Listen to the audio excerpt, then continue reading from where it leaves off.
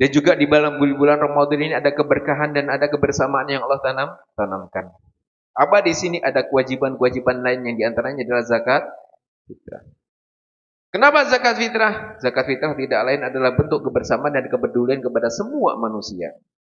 Yang kaya peduli kepada yang miskin, yang cukup memperhatikan yang kurang. Semuanya adalah tujuannya adalah Allah pengen melihat mana yang peduli, mana yang tidak peduli. Dibuatlah hukum oleh Allah yang namanya adalah zakat fitrah. Zakat fitrah ini tidak besar, 2,5 kilo, tapi setannya yang goda itu yang besar. Kadang mengeluarkan 2,5 kilo aja berat.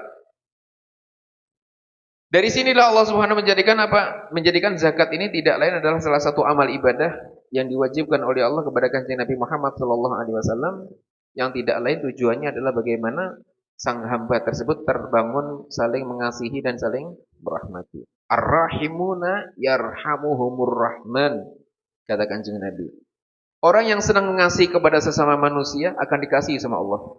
Makanya yang sayang sama siapapun akan disayang sama Gusti Allah. Kalau disayang sama Gusti Allah, dicukupi semua dunia dan akhirat. Kalau kalian cuek, kita cuek kepada siapapun, ya akan dicueki sama Gusti Allah. Man la yarham, la yurham, kata. Yang enggak mengasihi tidak akan dikasihi sama Allah. Makanya kanjeng Nabi Muhammad SAW punya sifat dermawan itu luar biasa, walaupun kanjeng Nabi pun kekurangan. Sehingga pernah suatu hari kanjeng Nabi Muhammad SAW pernah kedatangan tamu. Ketika kanjeng Nabi Muhammad SAW kedatangan tamu, kanjeng Nabi Muhammad SAW bertanya kepada Aisyah, Aisyah, ada makanan apa di rumah? Ya Rasulullah, ada makanan cuman cukup untuk 1 porsi ya Rasulullah. Buat anak-anak gimana? Ya anak-anak tidur kan yang cepat, suruh cepat tidur nanti. Itu makanan kamu masak, nanti kamu siapkan buat tamu. Nah, waktunya makan tiba, nanti matikan lampu biar kira-kira saya pura-pura makan nanti. Sehingga apa? Ketika tamunya datang, ya sesuai dengan perintah kanjeng Nabi.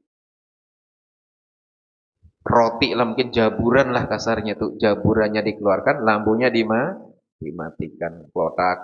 Kanjeng Nabi kelihatannya kayak menampakkan kanjeng Nabi sedang makan, padahal tidak makan. Lapar juga kanjeng Nabi. Tapi siapa yang diperdulikan oleh kanjeng Nabi? Tamunya ini perhatikan.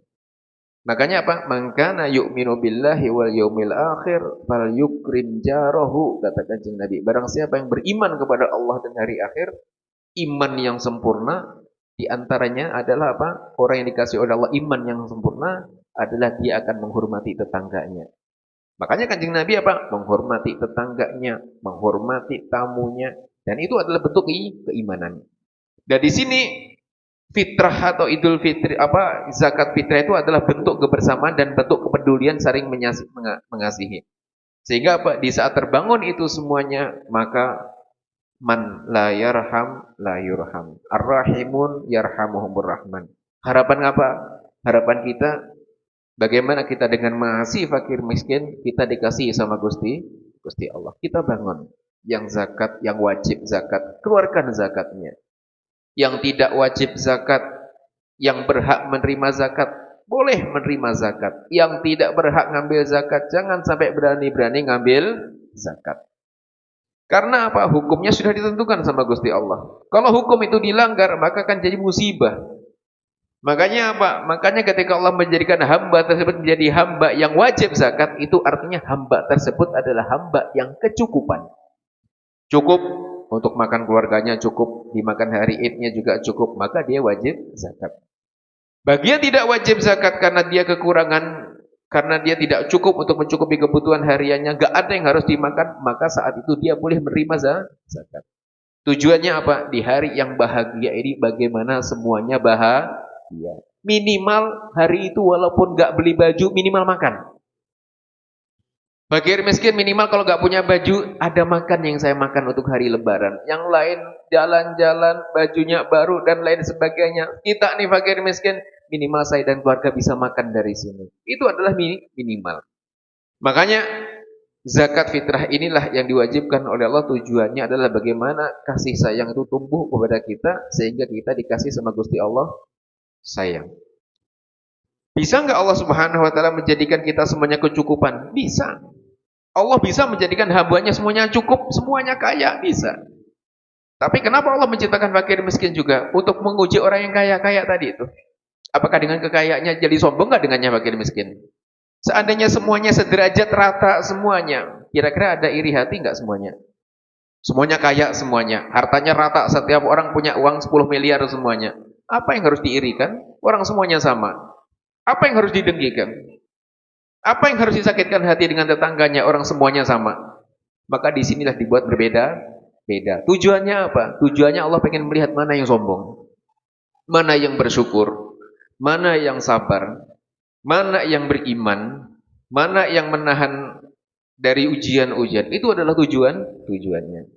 Sehingga apa? Ketika kita dikasih kemudahan oleh Allah, maka hakikatnya itu Allah memudahkan kita untuk melakukan kebaikan, kemudahan. Maka jangan sombong itu dari saya. Oh bukan, itu dari Allah yang memudahkan kita. Sehingga kalau tidak Allah mudahkan, ya kita akan susah terus. Makanya apa? Makanya jadi orang itu nggak boleh sombong. Karena hakikatnya Allah yang memudahkan semuanya. Yang kaya Allah mudahkan mencari kerjanya sehingga uangnya banyak. Karena Allah yang menjadikan dia kaya. Yang miskin kerja nggak kaya-kaya, memang Allah buat miskin. Kenapa? Allah pengen menguji dengan kesabarannya bagaimana dia masuk surga cepat. Yang kaya di belakang, dia udah masuk surga duluan. Makanya pengen kaya apa miskin? Hah? Pengen kaya masuk surga duluan gitu. Oh nggak ada. Kaya belakang masuk surga. Kenapa? Abdurrahman bin Auf itu sahabat Nabi. Hartanya nggak kira-kira. Kalau sedekah udah nggak hitung-hitungan, sampai habis bawahnya. Takernya sampai habis. Di akhir apa? Di suatu saat dipanggil sama kanjeng Nabi, ya Abdurrahman, hartamu itu sangat banyak, amalmu banyak, hartamu banyak, kamu adalah salah satu sahabat yang nanti paling terakhir masuk surga. Hartanya banyak, sedekahnya banyak, masuk surganya tetap paling akhir. Sekarang pilih mana? Pengen yang cepat apa yang akhir?